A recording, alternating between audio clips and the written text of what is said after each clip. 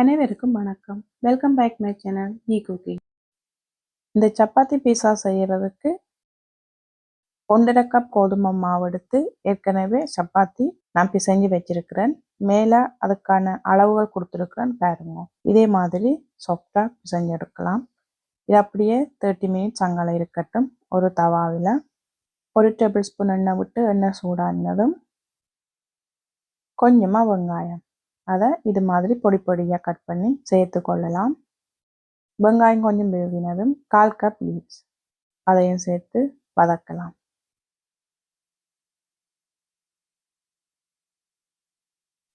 இப்போ இதில் 1/2 cup carrot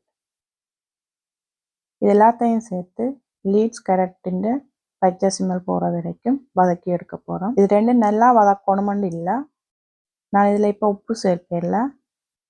இது எனக்கு ரெடி ஆயிட்டுது. இங்கே வைக்கலாம். இதையும் இப்போ ஒரு பவுலில் ஒரு முட்டையை அடித்து ஊற்றலாம். இந்த முட்டை கூடவே இப்போ இதுக்கு தேவையான அளவு உப்பு, 1/4 டீஸ்பூன் மிளகு, 1/4 டீஸ்பூன் சில்லி ஃப்ளேக்ஸ் இது எல்லாத்தையும் நல்லா ஒரு ஃபோர்க் வச்சு அடித்து விட போகிறோம். இப்போ இது நல்லா அடிபட்டதும் வச்சுருக்குறோம்ல கேரட்டும் லீவ்ஸும் அதையும் இது கூடவே சேர்த்து நல்லா கலந்து விடலாம். இதோட சூடு நல்லா ஆறி இருக்கணும். அப்போ தான் முட்டையோட சேர்க்கும்போது சரியாக இருக்கும். இப்போ சப்பாத்தி மாவில் இருந்து இதே மாதிரி சப்பாத்தி தட்டி போட்டு அதை தவாவில் போட்டு கொஞ்சம் வேகினதும் கலந்து வச்சிருக்கிறோம்ல அந்த மிக்ஸ் அதையும் இதுக்கு மேலால் நான் வீடியோவில் காட்டுற மாதிரியே எல்லா இடமும் ஸ்ப்ரெட் பண்ணி விடுங்க.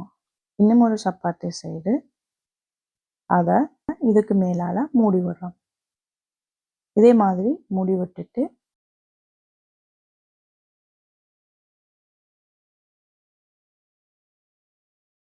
இப்படி 2 சைடும் மாறி மாறி கோல்டன் கலராக வர வரைக்கும் போட்டுடுங்க.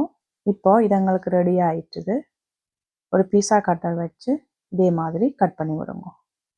இப்போ எங்களுக்கு ஹெல்த்தி அண்ட் சூப்பரான சப்பாத்தி பீஸா ரெடி ஆகிட்டு. இதை நீங்களும் ட்ரை பண்ணி பாருங்க. என்னுடைய வீடியோஸ் உங்களுக்கு பிடிச்சிருந்தா லைக் அண்ட் ஷேர் பண்ணி சப்ஸ்கிரைப் பண்ணுங்க.